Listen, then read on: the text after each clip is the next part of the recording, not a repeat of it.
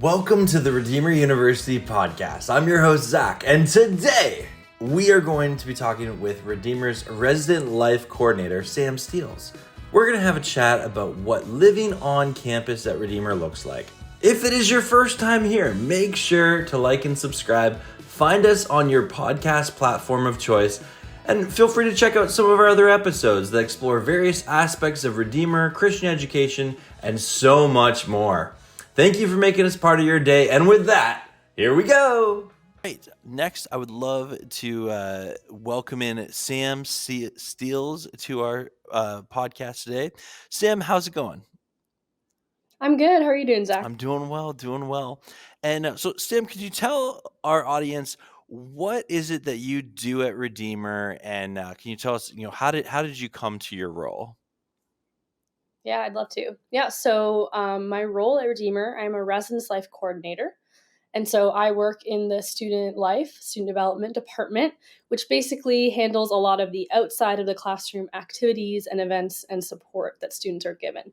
And so I help manage all of our students who live on campus, and I supervise student leaders. And so anything related to housing, RAs, HAs, all student leaders on campus, that's what I'm kind of working with. And I came to Redeemer, actually grew up in Ontario. And so I always heard of Redeemer when I was growing up. But I did my undergrad at a different private institution here in Ontario. And then I did my master's in higher education. I was actually a student leader when I was in my undergrad, and I loved it. And I asked my dean of students there, can I do this as a job? Like, is this a thing that I can keep doing? He's like, yes, that's what I do. I was like, oh, great. And so I went and did my master's in higher education. And I worked in residence life at a school in the States. And I had actually called and talked with the director of residence life at Redeemer and the dean of students at the time just to get to know them. Then fast forward a few months, the job was posted. I applied, and here I am. And so that's kind of how I ended up at Redeemer, and I'm super happy to be here. Awesome. Well, Sam, I know I'm really glad that you have been brought into the Redeemer community, and I know many students speak very highly of you as well. And maybe let's kind of dive into that. For anyone listening who maybe isn't aware of what a student life department really is, can you maybe explain expand upon what is it that they really do for the Redeemer community as a whole? Yeah. So I think an umbrella way to I talked about it before, but there's the curricular, which I think students know that. They choose the program they're going to be in, or maybe they're undeclared, right? But they come in, they want to study a topic, they go in the classroom, they learn from their professors, and that's the curricular experience of higher education. And then there's the co-curricular, and so that's kind of where student life falls in. And so the co-curricular handles anything that is outside of the classroom. And the whole theme of curricular is learning opportunities. And so you can learn in the classroom, but you can also learn a lot outside of the classroom in the co-curricular. So student life takes the opportunity to meet students in a co-curricular space. And so we have a residence life in our department. We also have student activities. So that's running like student events on campus, whether that's like something like a dodgeball tournament or something like study tips when you're starting school and you don't know fully how to prepare for an exam. We also in student life have the chaplaincy. And so going to chapels on a weekly basis, that's kind of managed by our department. Any type of spiritual formation opportunities, small groups, worship nights. Athletics is also part of the co-curricular. And so being a part of a team, learning how to engage in college sports or university sports. And so I guess student life is anything in the co-curricular, still learning opportunities, still chances to learn who you are, who God is calling you to be, but it's just not in the classroom space. Does that help? Sam, you articulated that so masterfully. Thank you for sharing that. And again, a lot of our viewers probably, they're still figuring out university and what that looks like for them. What would you tell someone who's maybe comparing a smaller school like Redeemer to maybe a larger institution? What are some of the benefits of choosing a school like Redeemer? Yeah, I think there's two kind of streams you can go when you go looking into academics and post-secondary. I was actually talking with some friends last night, and we were talking about the difference between someone going to a larger institution and saying, I want to study biology, which is great. Nothing wrong with studying biology or any topic. But if you go to a larger institution that offers biology, they're going to have you doing majority of those courses, maybe an English class, maybe a writing class or something like that. But you're mostly going to be studying biology, which originally, when you're looking at that, you're probably like, oh, that's great. That's what I want to do. And so why would I spend time doing anything else? I want to learn biology. But a part of learning is having a broader understanding of actually a variety of topics. And so what Redeemer does for, I'm picking on biology, but it works for any major. But for those biology students coming in, they say, hey, biology is important. We want to teach you as best as we can about that. But there's actually a lot of other pieces to being a human being in this world.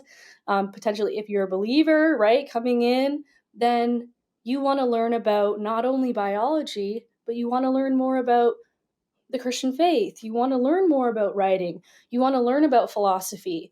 You want to learn about a variety of things. So then when you go and study biology, you have this huge worldview to bring into it. And you notice like the beauty of biology in a much more expansive way.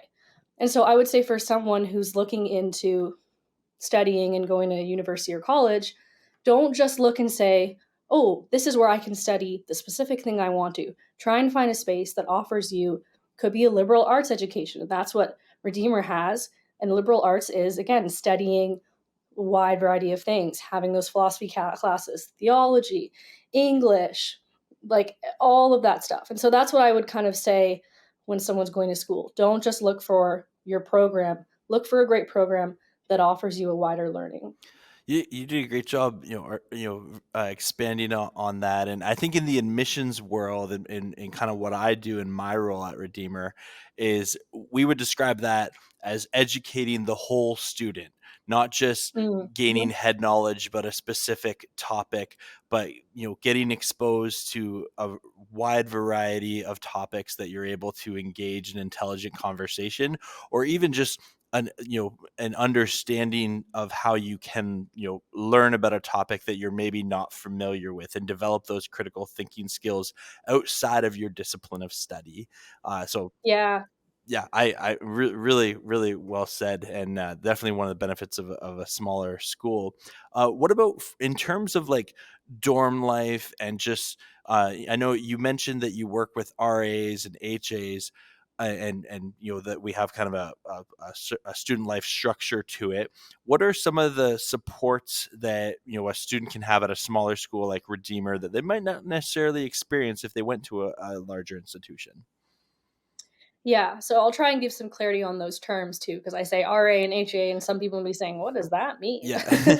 And so at Redeemer, what we do is we actually try and kind of funnel support. And so in your first year, you want to get the most focused attention and support. And then when you're in your fourth year, let's say, you don't need as much of that walking right alongside kind of hand holding of your first year because you've done university for a few years. So in your first year, you have an RA. That's a resident advisor.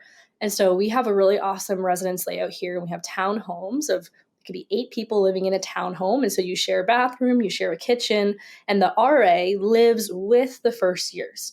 And so the ratio for an RA to first year students is 1 to 7, which is just astronomically different than what you're going to get at a large institution. Right. Some institutions have a ratio of 1 to 50. Even, let's say, I've had friends who work at other schools, an RA drops, they have 2 floors, 1 to 100. Wow. And imagine, how can you even count how many friends you have? If you had 100 friends you're connecting with on a weekly basis, that'd be impossible.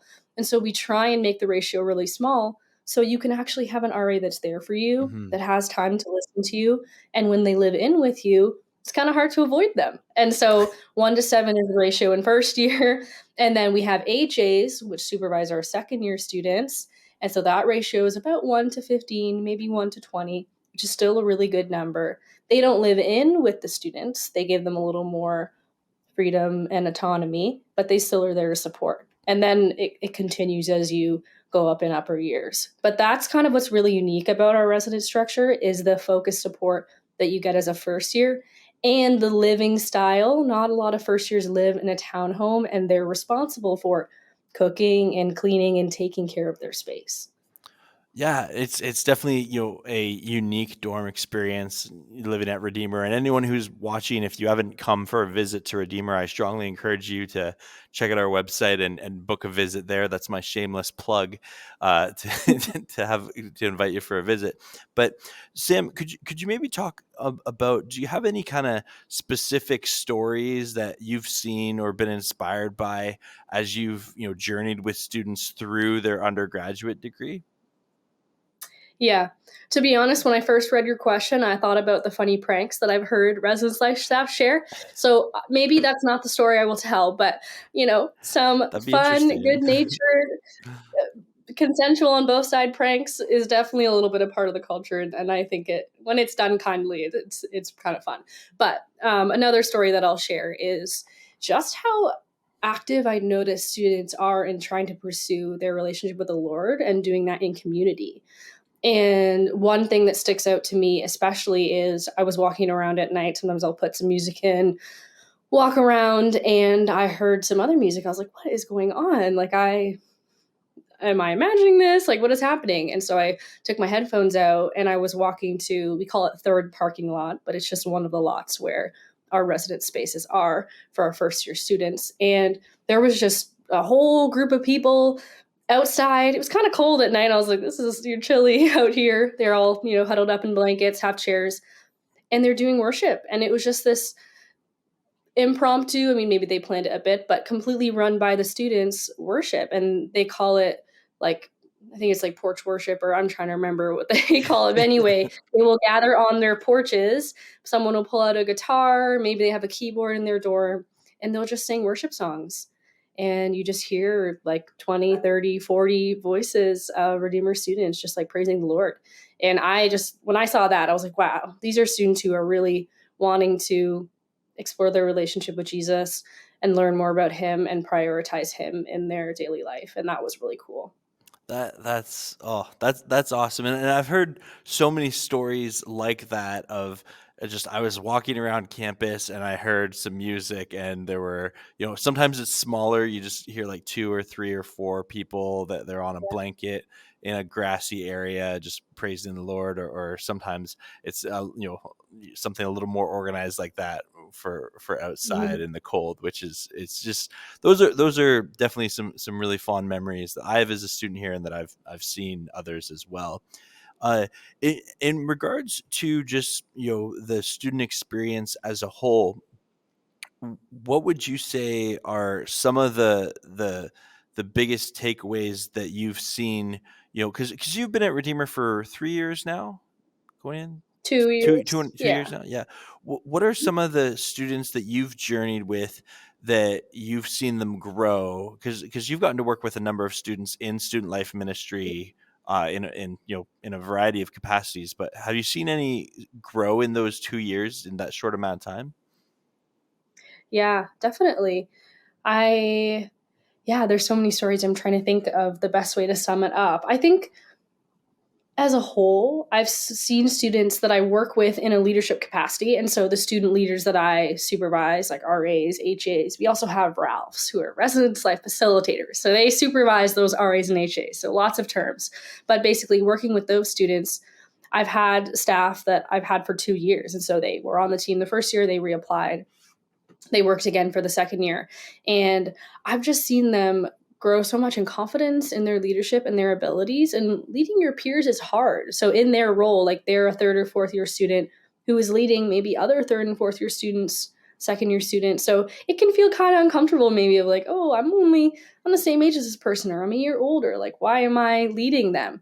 Right. But I think it's a really cool opportunity to learn how to embrace that and see the gifts and abilities the Lord has put in you, and then act in more confidence in leading even your peers. And you can do that in a way that isn't overbearing or demanding or rude, but really just humbly stepping into a role that you've been given and see how people receive that. So on the like student leadership side, I've seen students who've grown in that.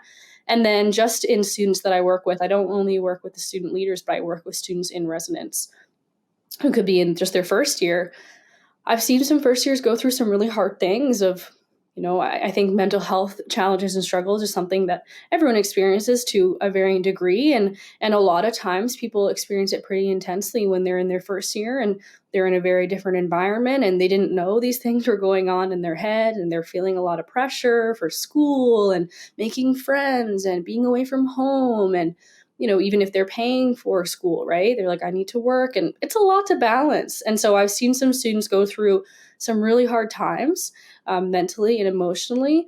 But I've seen them learn again through those things and recognize even more deeply how much the Lord loves them and cares for them, and that He's holding them and they're going to be okay, and they can rest peacefully in Him, and and have the strength to seek out resources and say, hey, I'm not okay right now, but I need some help. And can I talk to you? Maybe I need to sign up for counseling. We have awesome counseling services on campus to connect students with. I need to talk to my RA. I need to set some boundaries with this person. I need to take more time to rest. Like, I think I love seeing students learn what it is they need and who they are and how they can ask for those things and live those things out more fully, and how it's all kind of wrapped up in their identity in Christ, and just realizing like, I'm so loved by Him and I don't need to worry. And that's a hard thing to really do, right? Oh, don't worry. But really, like, I don't need to worry and I can rest in Him, and He's going to hold me and give me the strength. So those are kind of two pieces, just seeing my student leaders thrive and then also seeing students grow even in situations that are really hard. Oh, Sam, thank you for sharing that. That is very encouraging to hear that is going on our campus. Um, do you have any specifics to what this next year is going to look like in the student life department? Are there some things that you're looking forward to seeing in this kind of 2023-2024 academic school year? Yeah, there's lots of different things. I think one of the natures of student life is we have a lot of different people who come in and out and work in the department. And so we get a lot of variety and skills in the people that work here. And so I'm just going to shamelessly plug my supervisor. His name is AC Taylor, and he is, as of a couple weeks ago, the official director of Residence Life. And he's got lots of experience in working with students. He loves students so much and wants to see them grow. And he's very passionate about things like experiential learning. And experiential learning is, you're not just sitting in a classroom hearing someone talk at you kind of for an hour, but you're getting out there, trying something, learning it, talking about it, physically moving and doing it. And so I think he's going to bring some really, really cool programming and activities to our residence life staff that will then kind of trickle down into the student experience. And so that's honestly my first thought of what's exciting. No, that's awesome. Thank you very much, Sam, and thanks for appearing on this episode of the podcast. And we look forward to seeing how the Lord uses you in the student life department in the year to come here at Redeemer. Yeah, thanks so much for having me, Zach. It was awesome. We hope you've enjoyed this episode of the Redeemer University podcast and found the information helpful. If you would like more information about Redeemer, check out our website, redeemer.ca. And of course, you can always connect with the admissions department by emailing admissions@redeemer.ca if you're interested in applying. God bless, and we'll see you in the next episode.